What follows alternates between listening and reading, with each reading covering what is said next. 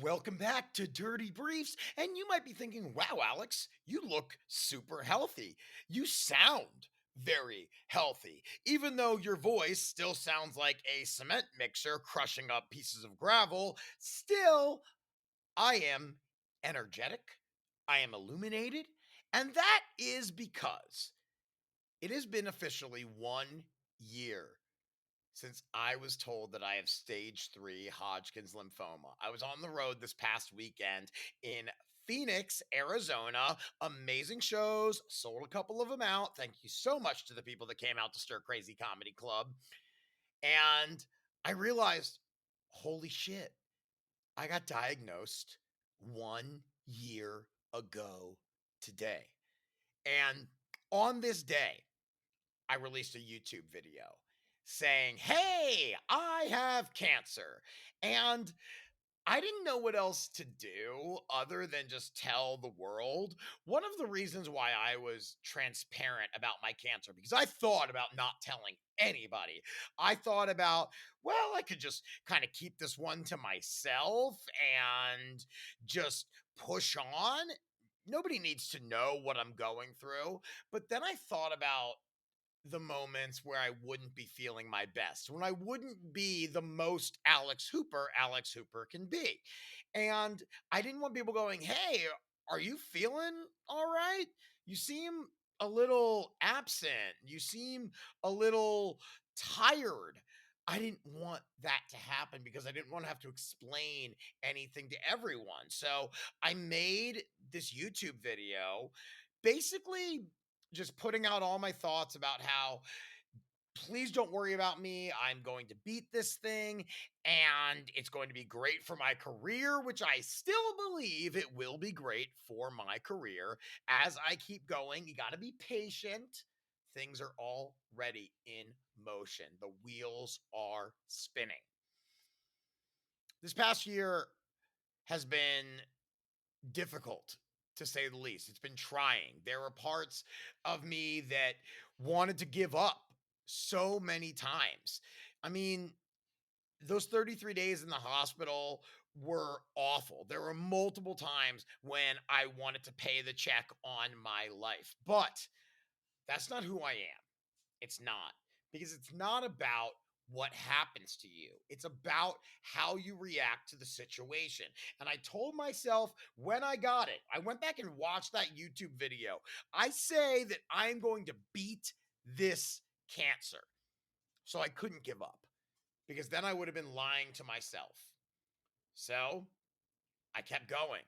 I did everything I could to get myself back to a healthy version. I bounced back as soon as I could. I started writing every single day. And I mean, morning pages are filled with positive affirmations, goals, sometimes just silly musings. Even if it was just, what did you do the day before? What are you going to do today? How are you going to fill your time? How are you not going to let these terrible negative thoughts control the better part of your brain? I had to get myself into a healthy routine, into a schedule. I mean, when I was doing physical therapy, I woke up every morning because the physical therapist and occupational therapist would come to my house each time, twice a week. So I was seeing them a total of 4 times a week. And that was when I was out of the hospital and back in my apartment. When I was in the hospital, I was seeing both of them total of 3 hours a day. But back in my apartment, it was a couple hours a week. But on my own, I woke up every morning and the very first thing I did was physical therapy, longer than they told me to do it for. The way I got through it was I would put on an album. Like, I listened to an album front to back, and an album that I hadn't heard in a while. A lot of things that I from my past, that things I got nostalgic over. And it was really beautiful to be like, yeah, let's listen to What's the Story Morning Glory by Oasis, because I haven't listened to that full album since I was 16 years old. Sure, let's listen to a Metric album. Let's listen to a Green Day album. Let's listen to a LCD Sound System. Whatever it was, I'm listening to albums as they are meant to be listened to. And I would just do my exercises, 30 minutes every single morning. On top of that, I never stopped making jokes this whole time.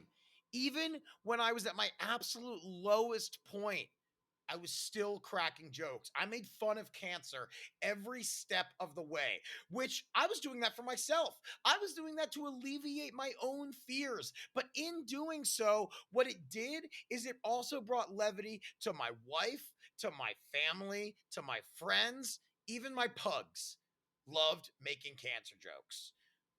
My one of my pugs, Carlton, he had this habit of sleeping on my neck.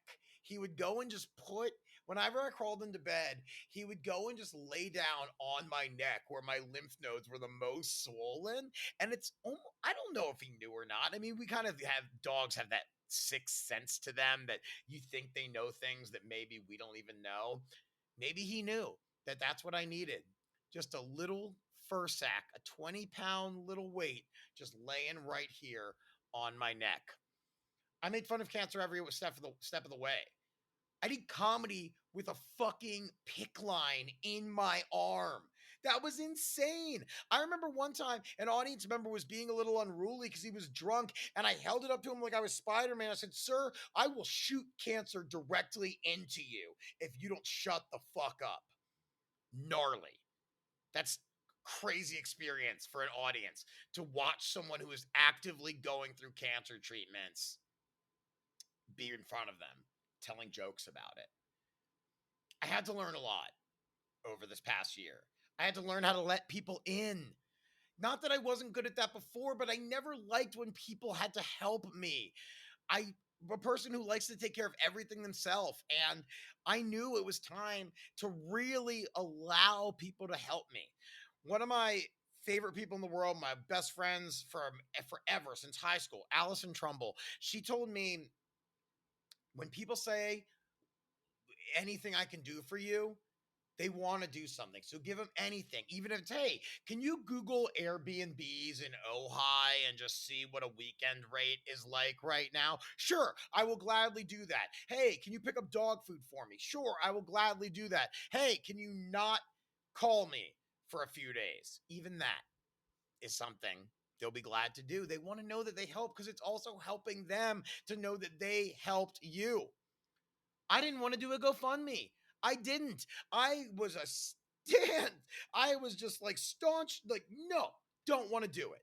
But my wife's sister-in-law told me that when a member of a community is sick, the others step up and they help that member. And I'm the sick person right now. So I did. It was scary for me. Releasing that YouTube video was scary for me. I remember I shoved my computer away after I made it and uploaded, and I didn't look at it for 3 hours. And I kept thinking, was that the right move? Why did I just tell everyone that? My wife said, Alex, if it was a bad idea, I wouldn't have let you do it. And she let me do it. So she's pretty smart about that stuff. And sure enough, when I opened my computer a few hours later, I had hundreds of messages wishing me the best, telling me that I'm going to get through this. The GoFundMe really helped a lot because it allowed me to relax a little bit. It paid some of my doctor's expenses and things like that, but mostly it allowed me to not have to rush back to work. I went back slowly. I've said it before. My mantra this year is be the tortoise. Stop and smell the roses. You're still going to win the race. Be methodical. Go at your own pace. And now I can honestly say I might be the healthiest version of myself I have ever been. I have energy again. I am exercising almost daily. I'm back on the slack line. I'm back on the tennis court, just smashing balls into my opponents' faces. I feel great. And part of that is I haven't drank in 4 months. I haven't smoked pot in over 2 months. I got to do an episode about that soon because, whoa, when I hit 3 months, I mean, that was my goal the whole time was I got to make sure I go at least 3 months. And I don't know, have you ever macro dosed reality? Felt everything? It's a lot. It is a lot. But I'm happy to be doing it because I had to make changes while I'm in this transitional period. I'm not afraid that I'm going to fall back into some cancer hole, but I do want to make sure that I treat my body and my mind as well as I can moving forward because I want to be the best version of myself. And I got to tell you this right now, I've been back on the road and shows have been really great. Really great. This material is so challenging. And I tell people, look, I know it's Saturday night. You got a babysitter. You're on a date night. You probably want to fuck later. And now I'm telling you all about the horrors of cancer and sepsis. Sorry. Yeah. But I'm doing it because I understand how helpful it can be moving forward. I understand that even if you don't understand why I'm doing this right now, there will be a day when this really helps guide you through a similar situation. I never hope you're going to find yourself in that one, but I also know you will because cancer's ubiquitous. It happens to everybody. And when I say that, it doesn't mean you're going to get it, but somebody very close to you will get it. No one is immune from a disease like cancer. It does affect everybody. So when I'm back out there, just know I'm making these shows silly. I'm making them fun. I am going out there with all the gusto that I can to provide you with an hour of fun filled laughter, even though we are talking about one of the darkest subjects I have ever encroached in my comedy. But it's healing. I know it is because people keep telling me on the road how much it means to them that I'm talking about it. I've had some crazy experiences. People that actively have cancer in the crowd, me doing crowd work with them. Do you know what that means to myself as well as them? That's the connection we're looking for in stand-up comedy. So please come see me out there, hoopercomedy.com. This Friday, I'm going to be in Palm Springs at Agua Caliente, and then I'm going to be in New York. Yeah, I'm going to New York for a week. So I haven't been to New York in a few years. I'm only doing guest spots, no headlining shows. I'm going there for a different reason that I will talk about very soon. I'm excited about it, but I will be doing guest spots. So come see me if you're in New York. Look at my schedule at hoopercomedy.com. And of course, follow me on social media at Hooper Hairpuff. I've been going viral on Reddit a bunch. Does it translate to my Instagram or Twitter? No, it does not. But more people are finding out about who I am every single day. And that's the goal. That's why some of these shows are selling out. I doubled my sales at Hyenas in Dallas and Fort Worth from what I did last year. I sold out 2 out of the 4 shows in Phoenix. Pretty happy about that because pretty soon I'll be selling out more and adding more shows. That's the goal. 1 year. 1 year since I got diagnosed. Still only 5 months since I got my PET scan that said I don't have cancer anymore. It's not a lot of time at all. But look at me, everybody. Look at me. I'll see you all next week. Stay well.